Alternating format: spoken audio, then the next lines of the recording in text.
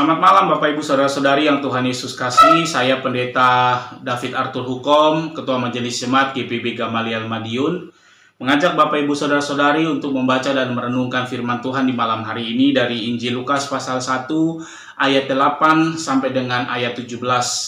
Injil Lukas pasal 1 ayat 8 sampai dengan 17. Sebelum kita membaca dan merenungkannya, mari kita tundukkan kepala, kita berdoa, mohon bimbingan Roh Kudus. Kita berdoa. Tuhan Yesus, kami mau membaca dan merenungkan firman-Mu. Bukalah hati dan pikiran kami supaya kami mengerti dan kami dapat menjadi pelaku firman Tuhan dalam kehidupan kami hari lepas hari. Berbicaralah kepada kami ya Tuhan, karena kami siap untuk mendengarkannya. Amin. Bapak Ibu yang Tuhan Yesus kasih, saya akan membacakannya untuk Bapak Ibu Saudara-saudari sekalian. Injil Lukas pasal 1 ayat 8 sampai dengan ayat yang ke-17 yang menyatakan kepada kita demikian. Pada suatu kali, waktu tiba giliran rombongannya, Zakaria melakukan tugas keimaman di hadapan Tuhan. Sebab ketika diundi, sebagaimana lazimnya untuk menentukan imam yang bertugas, dialah yang ditunjuk untuk masuk ke dalam bait suci dan membakar ukupan di situ. Sementara itu, seluruh umat berkumpul di luar dan sembahyang. Waktu itu adalah waktu pembakaran ukupan. Maka tampaklah kepada Zakaria seorang malaikat Tuhan berdiri di sebelah kanan mezbah pembakaran ukupan. Melihat hal itu, ia terkejut dan menjadi takut. Tetapi malaikat itu berkata kepadanya, "Jangan takut, hai Zakaria, sebab doamu telah dikabulkan, dan Elisabet istrimu akan melahirkan seorang anak laki-laki bagimu, dan haruslah engkau menamai dia Yohanes. Engkau akan bersukacita dan bergembira, bahkan banyak orang akan bersukacita atas kelahirannya itu. Sebab ia akan besar di hadapan Tuhan, dan ia tidak akan minum anggur atau minuman keras, dan ia akan penuh dengan Roh Kudus mulai dari rahim ibunya. Ia akan membuat banyak orang Israel berbalik kepada Tuhan Allah mereka. Dan ia akan berjalan mendahului Tuhan dalam roh dan kuasa Elia untuk membuat hati bapa-bapa berbalik kepada anak-anaknya dan hati orang-orang durhaka kepada pikiran orang-orang benar, dan dengan demikian menyiapkan bagi Tuhan suatu umat yang layak baginya." Sedemikian jauh pembacaan firman Tuhan buat kita di malam hari ini. Bapak Ibu yang Tuhan Yesus kasih, Filipiensi dalam bukunya yang berjudul Doa, Bisakah Membuat Perubahan, menyampaikan bahwa setiap agama memiliki bentuk-bentuk doa, termasuk juga kaum ateis. Mereka memiliki cara untuk berdoa. Melalui doa, kita ingin berterima kasih kepada sesosok atau sesuatu atas indahnya kehidupan ini, termasuk di dalamnya pengakuan akan ketidakberdayaan dan ketakutan kita karena merasa diri kecil untuk menghadapi kehidupan ini. Selanjutnya, Bapak Ibu Saudara-saudari, Yensi mengutip pendapat Thomas Merton bahwa doa adalah ekspresi diri kita kepada Tuhan, dan kita sadar jika kita hidup tidak sempurna. Selain itu juga, kita tahu ada jurang dan kekosongan dalam diri kita yang minta untuk dipenuhi. Hal ini membuat kita menyadari bahwa doa adalah usaha kita untuk mengisi kekosongan dalam diri kita. Bapak Ibu yang Tuhan Yesus kasih, terkait dengan doa, banyak sekali pendapat atau teori yang berusaha menjelaskan tentang doa. Secara teoritis, doa merupakan sikap mendasar manusia yang di dalamnya ada satu poin tak ternilai mengenai kontak manusia dengan Tuhan semesta alam.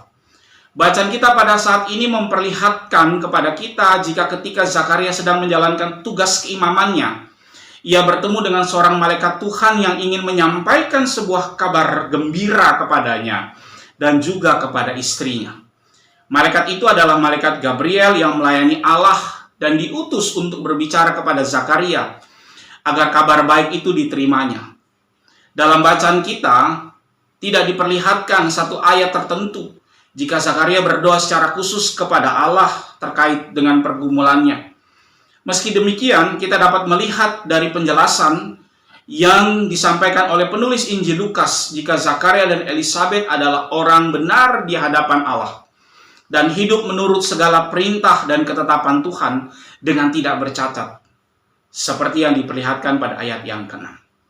Kemudian, penulis Injil Lukas menyampaikan jika keduanya tidak memiliki anak.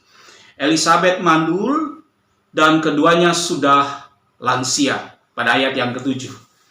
Kondisi keduanya secara akal pikiran manusia atau secara medis, katakanlah demikian, sudah tidak mungkin memiliki anak. Tetapi kita bisa memberikan kesan jika dari penjelasan penulis Injil Lukas, bahkan sebelumnya, sampai dengan penyampaian jawaban atas doa keduanya oleh malaikat Gabriel, keduanya tetap menyampaikan doa kepada Allah. Karena mereka adalah orang yang taat kepada Allah dan tidak bercacat di hadapan Allah. Jawaban yang diberikan oleh Allah lewat Gabriel pada waktu itu memberikan kebahagiaan kepada Zakaria dan juga Elisabet. Meskipun Zakaria sempat tidak percaya dengan jawaban yang disampaikan oleh Gabriel pada waktu itu. Jika kita membaca kelanjutan dari bacaan kita secara utuh dalam satu perikop, Bapak, Ibu, Saudara-saudari, Zakaria dikatakan oleh malaikat Gabriel harus menamai anaknya dengan nama Yohanes. Zakaria akan berbahagia karena anaknya akan menjadi besar di hadapan Allah. Anaknya sejak dari kandungan sudah dipenuhi oleh Roh Kudus. Selain itu juga disampaikan jika melalui kehadiran anaknya, banyak orang akan mengalami pertobatan di dalam hidupnya. Disampaikan juga kepada Zakaria jika anaknya akan menjadi sosok yang akan memberitakan kedatangan juru selamat. Bapak, Ibu, Saudara-saudari, jawaban atas doa yang disampaikan oleh Zakaria dan Elisabet tentu mendatangkan sukacita yang luar biasa karena mereka diberikan kepercayaan untuk masuk dalam rencana dan rancangan karya keselamatan Allah bagi seluruh umat manusia. Jawaban atas doa yang disampaikan oleh keduanya menjadi tanda kelepasan juga dari pergumulan yang ada dalam kehidupan mereka. Meskipun kita tidak tahu seberapa banyak pergumulan yang mereka punya. Kehamilan Elisabet, Bapak, Ibu, Saudara-saudari, menurut Joel Green, secara sosial mengangkat dan mengubah statusnya dari yang merasa tidak diberkati menjadi merasa diberkati. Mengandung seorang bayi pada saat itu membuat diri Elisabet merasa lebih dihormati. Tapi yang pasti, doa mereka dijawab oleh Tuhan. Itulah yang mendatangkan kebahagiaan buat mereka. Bukan pada persoalan kehamilannya yang membahagiakan, tapi jawaban doa bahwa mereka diizinkan untuk memiliki anak.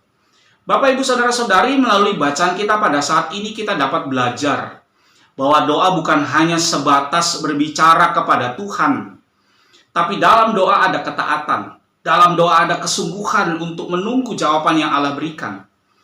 Selama jawaban itu belum diberikan, Bapak, Ibu, Saudara-saudari, maka kita tidak boleh berhenti berdoa. Dan kalaupun jawaban yang kita minta dari Tuhan, atau jawaban dari doa yang kita minta kepada Tuhan itu diberikan oleh Tuhan kepada kita, dan ternyata tidak sesuai dengan harapan kita, maka kita tidak pernah boleh berhenti juga untuk berdoa. Kita harus tetap berdoa. Jangan pernah berhenti berdoa. Sebab melalui doa kita juga sadar akan kemampuan dan keberadaan kita sebagai manusia. Teruslah berdoa, mintalah segala sesuatu yang Bapak, Ibu, Saudara-saudari inginkan, yang Bapak, Ibu, Saudara-saudari gumulkan kepada Tuhan. Dan biarlah Tuhan menjawabnya sesuai dengan hikmat kebijaksanaan yang ada pada Tuhan. Dan biarlah kita dimampukan untuk menerima setiap jawaban yang Tuhan berikan kepada kita. Kiranya firman Tuhan ini menjadi berkat bagi Bapak, Ibu, Saudara-saudari sekalian. Bapak, Ibu, Saudara-saudari, mari kita tundukkan kepala, kita berdoa. Tuhan Yesus, terima kasih kami sudah membaca dan merenungkan firman-Mu. Ajarkan kami untuk selalu menyampaikan pergumulan kami kepada Tuhan di dalam doa. Ajarkan kami untuk tidak pernah merasa lelah berdoa kepada Tuhan dan menunggu jawaban dari Tuhan. Biarlah Tuhan, Engkau boleh menjawab setiap permohonan kami sesuai dengan hikmat yang berasal daripadamu. Ajarkan kami untuk hidup dalam ketaatan. Kami mau belajar dan kami dapat belajar dari Zakaria dan Elizabeth sebagai orang yang taat di hadapan Tuhan. Bapa di sorga, Allah yang mengasihi kami, ketika malam sudah menjadi bagian dari kehidupan kami akan beristirahat. Biarlah istirahat malam kami ini boleh kami lalui dengan damai sejahtera. Kami boleh membaringkan tubuh kami boleh bangun pada pagi hari dengan tubuh yang nyaman dan segar untuk menyambut hari baru yang Tuhan sudah siapkan bagi kami.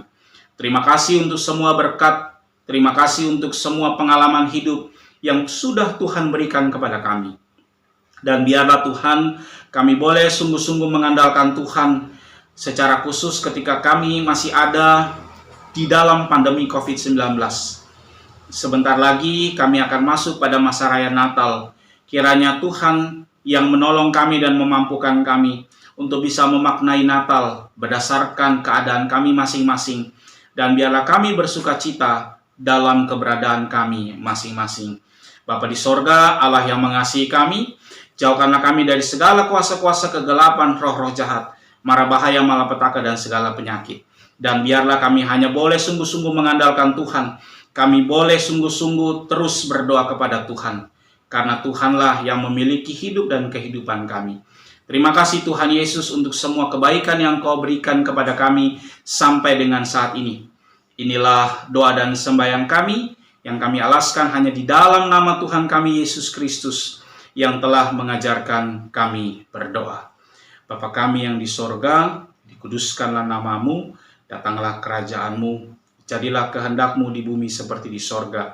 Berikanlah kami pada hari ini makanan kami yang secukupnya, dan ampunilah kami akan segala kesalahan kami, seperti kami juga mengampuni orang yang bersalah kepada kami. Dan janganlah membawa kami ke dalam pencobaan, tapi lepaskanlah kami daripada yang jahat.